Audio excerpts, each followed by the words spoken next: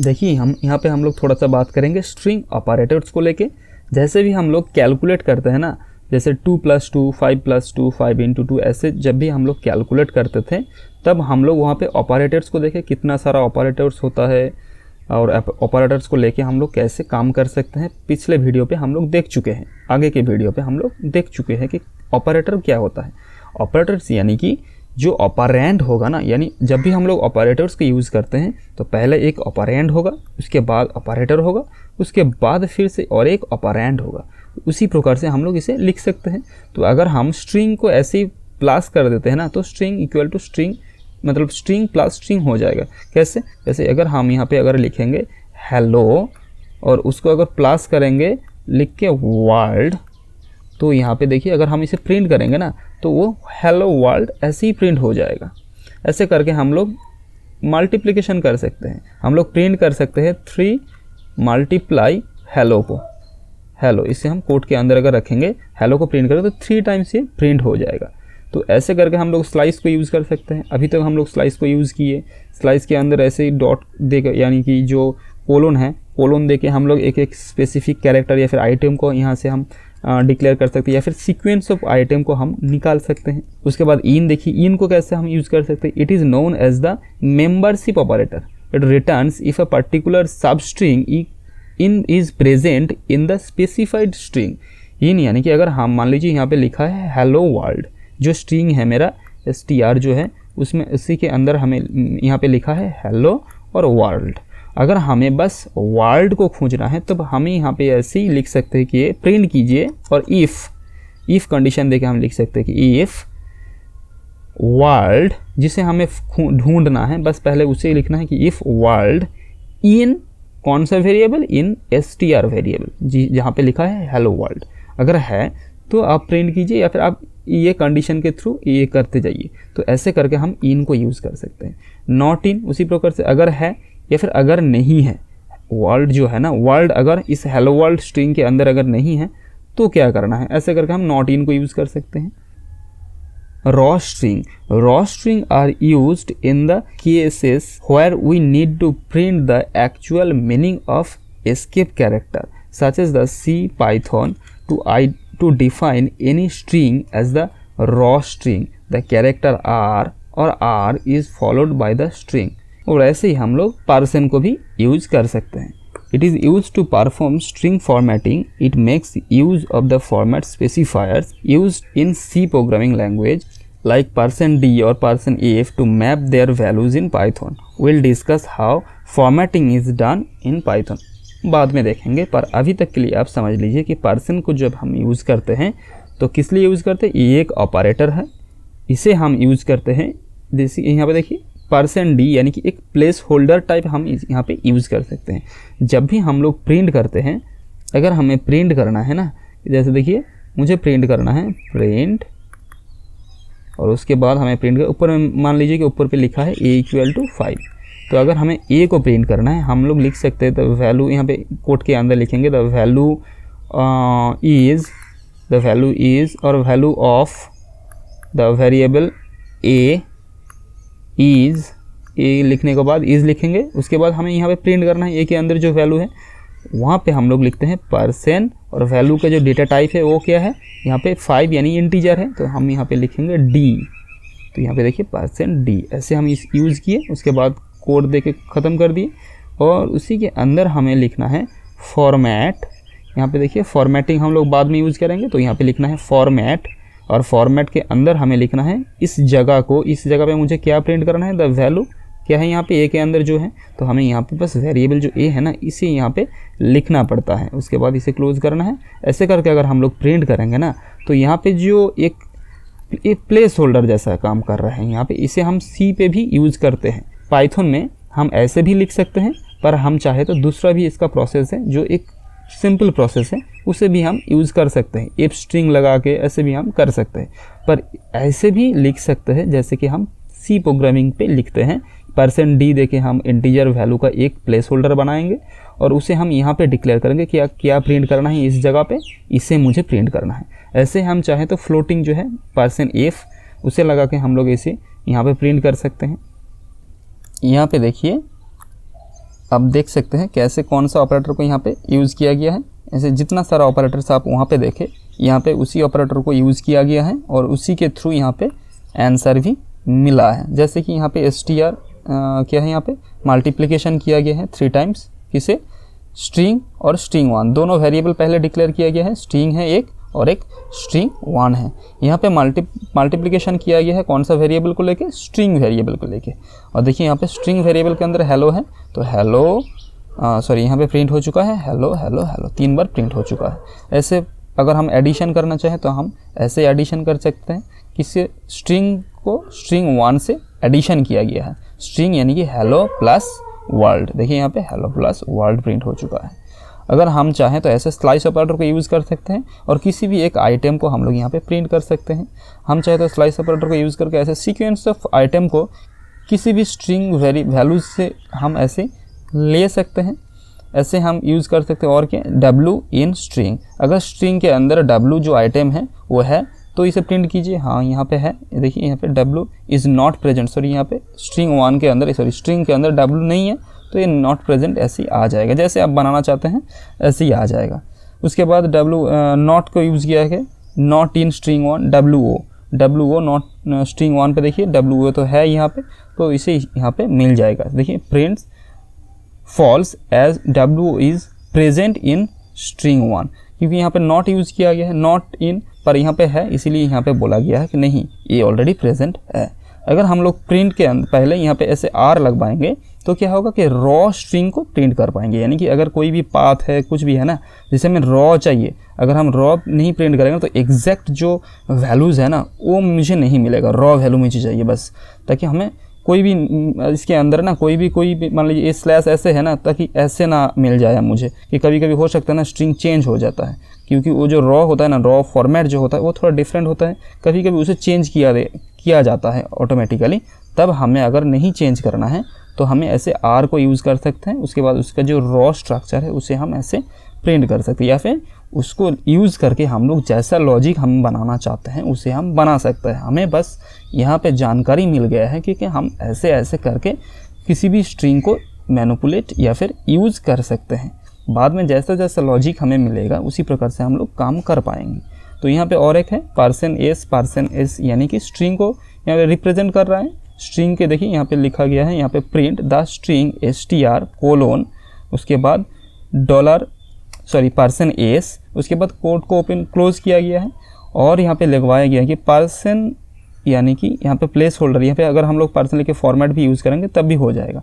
यहाँ पे बोला गया कि पर्सन जो है ना उस जगह पे जो एस जो प्लेस होल्डर है वहाँ पे मुझे क्या प्रिंट करना है, वहाँ पे मुझे इस स्ट्रिंग वेरिएबल के अंदर जो है वो यहाँ पे मुझे प्रिंट करना है। ऐसे हम लोग यहाँ पे लिख सकते हैं।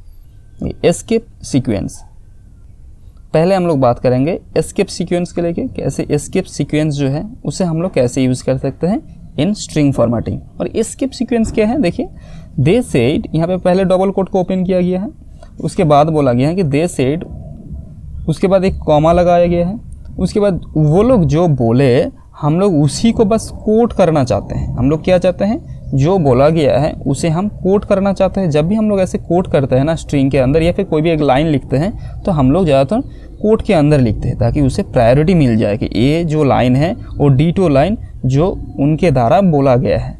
तो ऐसे जब हम लोग लिखेंगे ना, तो आप यहाँ पे ध्यान दीजिए, यहाँ पे और एक डबल कोट आ चुका है, तो यहाँ पे तो डबल कोट स्टार्ट हो चुका है, तो यानी कि यहाँ पे डबल कोट एंड हो चुका है। तो ये तो एज अ स्ट्रिंग है, पर ये क्या है, ये तो एज अ सिंटैक्स एरर आ जाएगा ना, क्योंकि उससे तो कंपाइलर को, सॉरी इंटरप्रेटर को पता नहीं है कि ये क्या है। इसीलिए हमें यहाँ पे ऐसा कुछ लिखना है ताकि इंटरप्रेटर को पता चले कि भाई साहब यहाँ पे जो हम लोग लिख रहे हैं ना, इससे बस आप समझ लीजिए कि हमें ऐसे ही लिखना है प्रिंट को। आपको नहीं समझना है कि हम लोग यहाँ पे क्लोज कर रहे हैं स्ट्रिंग को, आपको समझना है कि हम यहाँ पे ऐसी कोड देके ये यहाँ पे जो लिखा है ना उसे हम उससे प्रायोरिटी देना चाहते हैं। तो ऐसे अगर हम इसे प्रिंट करेंगे तो मुझे आउटपुट मिलेगा सिंटैक्स एरर, इनवैलिड सिंटैक्स। इसे हम कैसे प्रिंट कर सकते हैं, देखिए आगे जाके हम लोग देखेंगे। We can use the triple quote to accomplish this problem but Python provides the escape sequence। हम लोग चाहें तो इस पूरा जो, क्योंकि देखिए जब तक यहाँ पे डबल कोट को यूज़ किया गया है ना, उससे पहले अगर हम लोग ट्रिपल कोट को यूज़ करेंगे ना, ट्रिपल कोट के अंदर पूरा का पूरा जो स्ट्रिंग है अगर ये रहेगा ना, तो इसमें कोई भी कॉन्फ्लिक्ट नहीं होगा, क्यों? क्योंकि यहाँ पे ट्रिपल कोट देके हम यूज़ किए, स्टार्ट किए, तो जब तक ट्रिपल कोट नहीं मिलेगा वो तब तक एंड नहीं करेगा। उसके अंदर आप चाहे एक बार, चाहे 2 बार या चाहे बार बार आप सिंगल कोट, डबल कोट का यूज़ कीजिए, उससे कोई फ़र्क नहीं पड़ेगा इंटरप्रेटर को। पर यहाँ पे डबल कोट को यूज़ किए तो यहाँ पे प्रॉब्लम आ जाएगा। लॉजिकली हम लोग देखें कैसे प्रॉब्लम आएगा, यहाँ पे तो ओपन हो चुका है तो यहाँ पे क्लोज हो जाएगा। तो इसीलिए हमें कुछ कैरेक्टर्स को यहाँ पे यूज़ करना है, कुछ सिम्बॉल्स को यूज़ करना है, ताकि इंटरप्रेटर को पता चल जाए कि यहाँ पे जो लिखा गया है ना उसे ऐसे नहीं प्रिंट करना है, या फिर ऐसे नहीं समझना है कि यहाँ पे ख़त्म हो चुका है, उसे हमें और भी आगे जाना है। और उसे हम कैसे यूज़ कर सकते हैं? बैकस्लैश, एक यहाँ पे एस्केप कैरेक्टर यहाँ पे दिया गया है। The backslash symbol denotes the escape sequence. The backslash can be followed by the special character and it interpreted differently. The single quote inside the string must be escaped. We can apply the same as in the double quotes. तो चाहे single हो चाहे double हो, अगर हमें उसी भी logic को बनाना है और ट्रिपल कोट को बिना यूज़ किए करना है तो कैसे हम कर सकते हैं? देखिए यहाँ पे एक छोटा सा एग्जांपल दिया गया है। आप लोग जाइए, आप पाइथन इंटरप्रेटर पे जो एडिटर है वहाँ पे जाइए और वहाँ पे जाके ऐसे कोड को लिखिए और उसे प्रिंट करके देखिए, जैसा है यहाँ पे है ऐसे ही वहाँ पे प्रिंट होगा, या फिर वैसे ही आप समझ पाएंगे जब आप बनाएंगे एडिटर पे। तो यूजिंग ट्रिपल कोट्स हम लोग यहाँ पे चाहें तो 1, 2, 3 कोड को यूज़ कर सकते हैं और उसके बाद उसी के अंदर हम ऐसे डबल कोड को यूज़ करते हैं। आप चाहे यहाँ पे आप देख सकते हैं ट्रिपल कोड की जगह है तो कुछ डिफरेंट आपको मिलेगा, डबल ट्रिपल होगा, 2 एक्स्ट्रा हो चुका है यहाँ पे। सो यहाँ पे ट्रिपल कोड देना है, उसके बाद यहाँ पे प्रिंट आएगा दे सेड, उसके बाद डबल कोड है यहाँ पे, यानी कि जो प्रिंट होगा ना उसमें भी यहाँ पे डबल कोड मिलेगा मुझे। उसके बाद डबल कोड दे के इसे एंड किया गया है, उसके बाद फिर से 3 कोड को यहाँ पे यूज़ किया गया है। उसके बाद देखिए एस्केपिंग सिंगल कोट, अगर हम सिंगल कोट में से काम करना चाहें तो कैसे कर सकते हैं? देखिए दे सेड, यहाँ पे सिंगल कोट को यूज़ किया गया है, उसके बाद कॉमा, उसके बाद what's going on, what is going on. So पहले व्हाट्स गोइंग ऑन जो है ना इसे हम डबल कोट पे रखना चाहते हैं, हम बिंदास रख सकते हैं।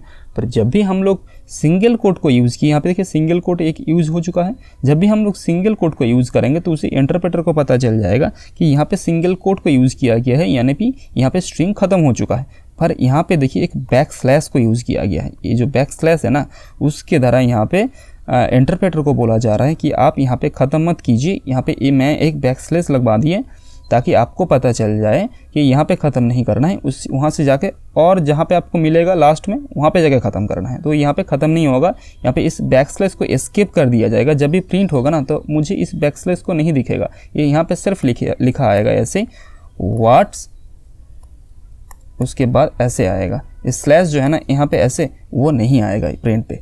उसके बाद गोइंग ऑन लिखा होगा, उसके बाद यहाँ पे देखिए डबल कोट है तो हम लोग ऐसे डबल कोट देके कोट को यहाँ पे ख़त्म करेंगे और बाद में एक सिंगल कोट लगवाएंगे ताकि हम स्ट्रिंग को ऐसे क्लोज कर पाएँ। उसके बाद क्या हुआ देखिए डबल कोट्स के अंदर, ये तो सिंगल कोट्स के अंदर हम लोग एस्केपिंग को यूज़ किए, अगर डबल कोट के अंदर हम करना चाहें तो हम ऐसे कर सकते हैं। दे सेड, देखिए यहाँ पे प्रिंट भी यहाँ पे है, आप देख सकते हैं कैसे कैसे प्रिंट हुआ है। यहाँ पे आप देखेंगे यहाँ पे लिस्ट ऑफ एस्केपिंग सीक्वेंस है जिसे हम लोग स्ट्रिंग कैरेक्टर के अंदर यूज़ कर सकते हैं। कैसे कैसे यूज़ करना है, कौन सा बेनिफिट यह इससे मिलेगा, आप एक एक करके यूज़ करते जाइए। एडिटर पे गूगल पे आपको सारा इन्फॉर्मेशन मिल जाएगा। अगर आपको न्यू लाइन चाहिए तो हम लोग ऐसे ही एक स्लैश को यूज़ कर लेते हैं, तो इसे हम एक न्यू लाइन मुझे मिल जाता है। जैसे कि न्यू लाइन मतलब कि अगर हम लोग लिख रहे हैं, मान लीजिए हेलो भी यहाँ पे लिखे, उसके बाद वर्ड भी यहाँ पे लिखे, तो उसी में से अगर हमें हेलो को एक लाइन पे प्रिंट करना है, उससे नेक्स्ट लाइन पे मुझे वर्ड को प्रिंट करना है, तब हम यहाँ पे अगर एन को दे देंगे ना, ऐसे स्लेस लगा कर अगर एन लिखेंगे तो वो एज ए न्यू लाइन हो जाएगा। इसके मतलब होगा कि इंटरप्रेटर जब भी प्रिंट करेगा ना उससे बाद वाला जो है ना उसे अगर जब भी प्रिंट किया जाएगा वो नेक्स्ट न्यू लाइन पे आ जाएगा। पाइथन फॉर्मेट मेथड, यहाँ पे कुछ भूल हो चुका है, यहाँ पे समझ लीजिएगा। यहाँ पे पाइथन फॉर्मेट मेथड, फॉर्मेट कैसे हम यूज़ कर पाएंगे, जैसे हम लोग बात कर रहे थे वहाँ पे प्रिंट के अंदर अगर हमें कुछ प्रिंट करना है, देखिए यहाँ पे प्रिंट करना है और प्रिंट के अंदर में से कोई भी एक प्लेस होल्डर को हम यूज़ करना चाहते हैं कि हम यहाँ पे ये प्रिंट करना चाहते हैं वेरिएबल ए, और यहाँ पे वेरिएबल बी के जो अंदर वैल्यू है ना उसे हम प्रिंट करना चाहते हैं। पर वेरिएबल ए और बी के अंदर जो वैल्यू है हो सकता है कि वो एक फ्लोट नंबर है, वो एक इंटीजर नंबर है, मतलब कि डेटा टाइप है।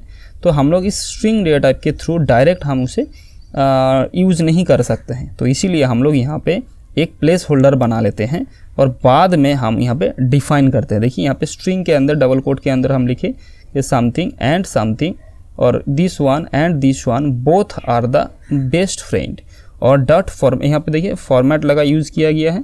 सो फॉर्मेट यूज़ करके हम लोग ऐसे लिखते हैं कि फॉर्मेट के अंदर इस प्लेस होल्डर पे हम क्या डालना चाहते हैं, हम यहाँ इसे लिखना चाहते हैं, और नेक्स्ट जो प्लेस होल्डर है यहाँ पे हम इसे लिखना चाहते हैं। अगर हम चाहें तो यहाँ पे कोई भी डेटा टाइप को यूज़ कर सकते हैं, ऐसा नहीं कि हम बस स्ट्रिंग को यूज़ कर पाएंगे, हम चाहे तो फ्लोट या फिर इंटीजर या फिर डिक्शनरी ऐसा कुछ डेटा टाइप को हम यूज़ कर पाएंगे।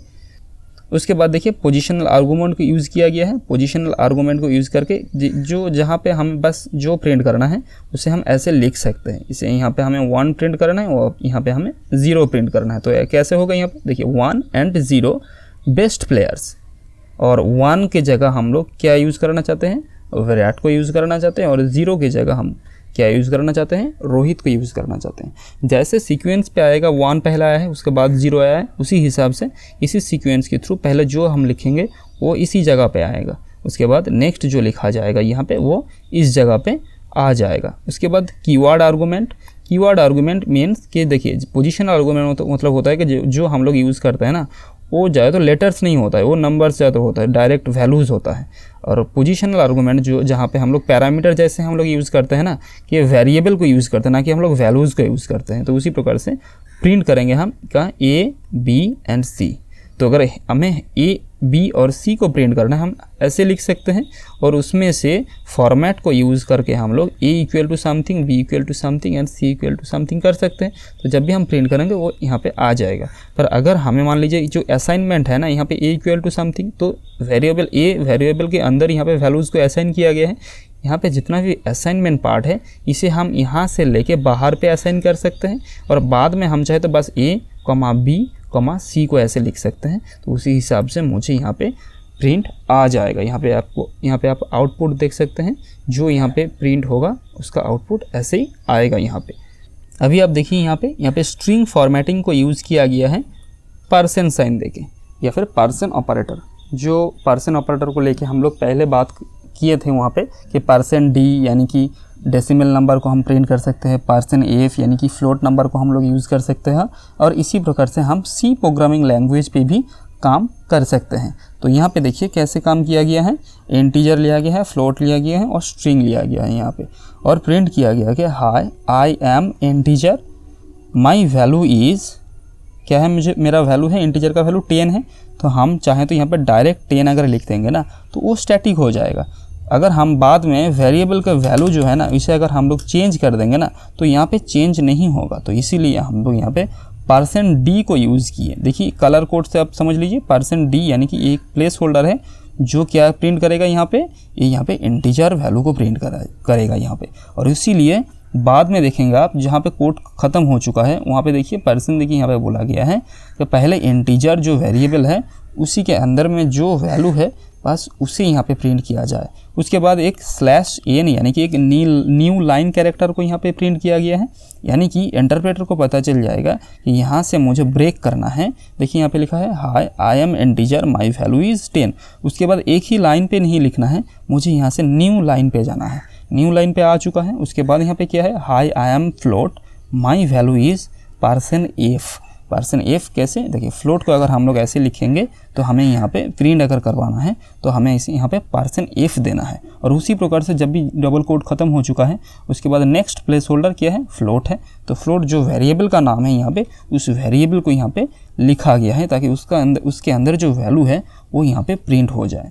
उसके बाद न्यू लाइन कैरेक्टर को यहाँ पे लिखा गया है, तो न्यू लाइन पे आ चुका है। यहाँ पे न्यू लाइन पे क्या है, hi I am string my value is %s, और %s के अंदर क्या प्रिंट करना है, स्ट्रिंग वेरिएबल के अंदर जो वैल्यूज़ है उसे प्रिंट करना है। और वो क्या है, यहाँ पे देवांश यहाँ पे आ चुका है।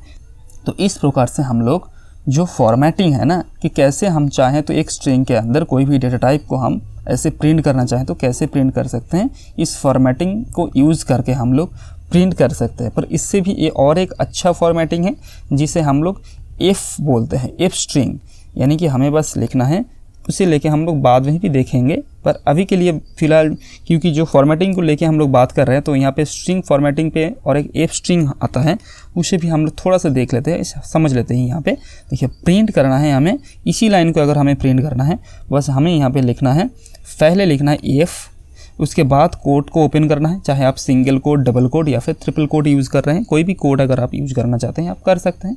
उसके अंदर जहाँ पे आप %d यूज़ किए ना उस जगह पे आपको सिर्फ एक कर्ली ब्रेस को यूज़ करना है और उसी के अंदर आप उस वेरिएबल को बस यहाँ पे लिख दीजिए, आपका काम हो जाएगा। यहाँ पे %d का जगह यहाँ पे ऐसे जो लिखा है इसे हम पूरा लिखेंगे।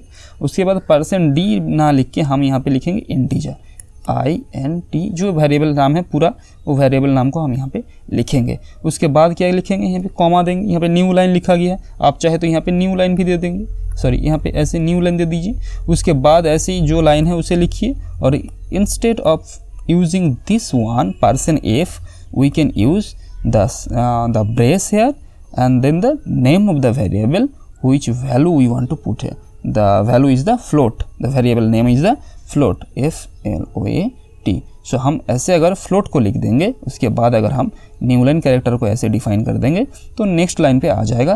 पर यहाँ पे हम फिर से जैसे देखिए यहाँ पे उसके बाद पार्सन लगा के ऐसे हम लोग डिक्लेयर किए ना, इस लाइन को हमें बाद में लिखना ही नहीं पड़ेगा। तो एक सिंपल प्रोसेस होता है। ऐसे भी हम लोग चाहे तो एफ स्ट्रिंग को यूज़ कर सकते हैं पाइथन, जब भी हम लोग स्ट्रिंग या फिर प्रिंटिंग में से जो प्रॉब्लम होता है ज़्यादातर, जैसे ऐसे ही फॉर्मेटिंग वगैरह हमें यूज़ करना पड़ता है, उसे हमें यूज़ नहीं करना है। हम लोग ऐसे इफ स्ट्रिंग को यूज़ करते हैं instead of using this type of syntax. और यहाँ पे देखिए पाइथन स्ट्रिंग फंक्शन से कुछ मतलब कि स्ट्रिंग को लेके काम करने के लिए डिफरेंट लॉजिक आया है। पाइथन जो इंटरप्रेटर है ना, जो लोग पाइथन डेवलपर्स है, पाइथन प्रोग्रामिंग लैंग्वेज है ना, उन्हें जो लोग डेवलप किए हैं या फिर जो लोग रिस्पॉन्सिबल है उसे आगे ले जाने के लिए उसके अंदर डिफरेंट फीचर दिया जा रहा है, परफेक्ट बन रहा है और लोगों को अच्छा लग रहा है। क्यों? क्योंकि पाइथन प्रोग्रामिंग लैंग्वेज जो है उसे भी कोई ना कोई डेवलपर्स ग्रुप है जो इसे कंटिन्यूअसली इसे अपडेट करते जा रहा है। तो उसी अपडेट करने के टाइम वो लोग भी धीरे धीरे स्ट्रिंग को लेके जैसे जैसे लॉजिक आ रहा है ना, जैसे लोगों को प्रॉब्लम मिलते जा रहा है, उसी प्रॉब्लम को लेके एक एक यहाँ पे फंक्शन भी वो लोग ऐड करते जा रहा है, जैसे हम लोग इसे इनबिल्ट फंक्शन बोलते हैं। सो पहले देखिए यहाँ पे कैपिटलाइज, तो अगर हम किसी भी स्ट्रिंग को डायरेक्ट जो लिखा है उसे बस सबको हम अगर कैपिटल वर्ड में अगर हम चेंज करना चाहते हैं तो हम इस फंक्शन को यूज़ कर सकते हैं। उसके बाद क्या है केस फोल्ड। तो ऐसे देखेंगे आप डिफरेंट फंक्शंस आप यहाँ पे देख पाएंगे जिसे यूज़ करके हम स्ट्रिंग में से कोई ना कोई जो काम है ना उसे हम आसानी से कर सकते हैं, जो आपके प्रोग्राम के अंदर लॉजिकली चाहिए। आपको अगर आपको लॉजिकली चाहिए प्रोग्राम के अंदर कि मुझे अपर केस पे कन्वर्ट करना है या फिर लोअर केस पे कन्वर्ट करना है, आप ऐसे कर सकते हैं इस फंक्शन को यूज़ करके। जो वेरिएबल है, मान लीजिए वेरिएबल का अंदर वेरिएबल है ए के अंदर आप लिखे हैं हेलो वर्ल्ड, और अगर आपको इसे अपर केस करना है तो आप लिखेंगे ए डॉट क्या है यहाँ पे, जो फंक्शन का नाम ही यहाँ पे आप लिख सकते हैं। जैसे कि यहाँ पे देखिए एनकोड है, तो अगर हमें एनकोड करना है कोई भी एक स्ट्रिंग को, यहाँ पे स्ट्रिंग क्या है ए है, ए को अगर एनकोड करना है हम लिखेंगे ए डॉट एनकोड, उसके बाद ओपनिंग क्लोजिंग ब्रेस, या फिर जो यहाँ पे डिक्लेरेशन हुआ है इसके बाद डॉट एनकोड हम लिख सकते हैं। एनकोड क्यों करना है? एनकोड थ्रू एनकोड करने के बाद हम क्या कर सकते हैं, इसे हम नेटवर्क के थ्रू बाहर भेज सकते हैं। ये ऑटोमेटिक बाइट कोड पे कन्वर्ट हो जाएगा एनकोड करने के बाद। तो ये एक तरीका है जैसे हम इसे यूज़ कर सकते हैं। जैसे यहाँ पे फाइंड है, आप फाइंड कर सकते हैं, कोई भी स्ट्रिंग में से कुछ भी आप फाइंड कर सकते हैं। तो ऐसे करके यहाँ पे आप एक एक करके जाइए इंटरप्रेटर पे, सॉरी आप कंपाइल जो एडिटर है कोड एडिटर, वहाँ पे जाइए और वहाँ पे जाके एक एक करके आप चेक कीजिए। आप चेक भी कर सकते हैं या फिर ऐसे आप समझ लीजिए थोड़ा बहुत और उसे बस ध्यान पे रख दीजिए कि कोई अगर हमें बाद में चाहिए तो हम लोग इसे फंक्शन को यूज़ कर सकते हैं। पर्टिकुलर स्ट्रिंग में से कोई भी अगर लॉजिकली कुछ ऑपरेशन हमें करना है या फिर बाद में फ्यूचर पे अगर हमें ऐसे कुछ लॉजिकली ऑपरेशन मेरा दिमाग में या फिर हमारे दिमाग पे आता है तो हमें बस सर्च करना है कि कैसे हम इसे कर सकते हैं। तो उसी प्रकार से ना वो जो कीवर्ड या फिर जो फंक्शंस हैं वो फंक्शन के बारे में हमें पता चल जाएगा और उसे थोड़ा समझना है और उसे हम यूज़ कर पाएंगे। तो इस प्रकार से हम लोग स्ट्रिंग फंक्शन को यूज़ कर सकते हैं इन पाइथन प्रोग्रामिंग लैंग्वेज। और भी कुछ फंक्शंस है, चलिए देख लेते हैं एक बार। देखिए यहाँ पे क्या क्या है, इतना सारा फंक्शन है जिसे हम यूज़ कर सकते हैं। जैसे जैसे लॉजिक आपको मिलेगा उसी प्रकार से, इतना सारा तो आपको याद नहीं रहेगा, किसी को याद नहीं रहेगा शायद, नहीं किसी को नहीं बोलेंगे, किसी को तो याद हो जाएगा, पर कंटिन्यू जैसे होगा ना, जैसे आप काम करते जाएंगे उसी प्रकार से आपको इसके जो मौजूदगी है ना आपको पता चल जाएगा। जैसे कि लेंथ देखिए, आप स्ट्रिंग का लेंथ को आप कैलकुलेट कर पाएंगे, स्ट्रिंग में से कितना सारा लेटर्स है उसे आप काउंट कर पाएंगे यहाँ पे। तो इस प्रकार से जितना सारा यहाँ पे कीवर्ड्स है, सॉरी यहाँ पे जितना भी स्ट्रिंग फंक्शंस है उसके बारे में यहाँ पे लिखा गया है। आप चाहे तो यहाँ से भी पढ़ सकते हैं और यहाँ से आप प्रैक्टिस भी कर सकते हैं। तो इस वीडियो पे इतना ही, चलिए मिलते हैं नेक्स्ट वीडियो पे जहाँ पे हम लोग बात करेंगे लिस्ट को लेके। Thanks for watching.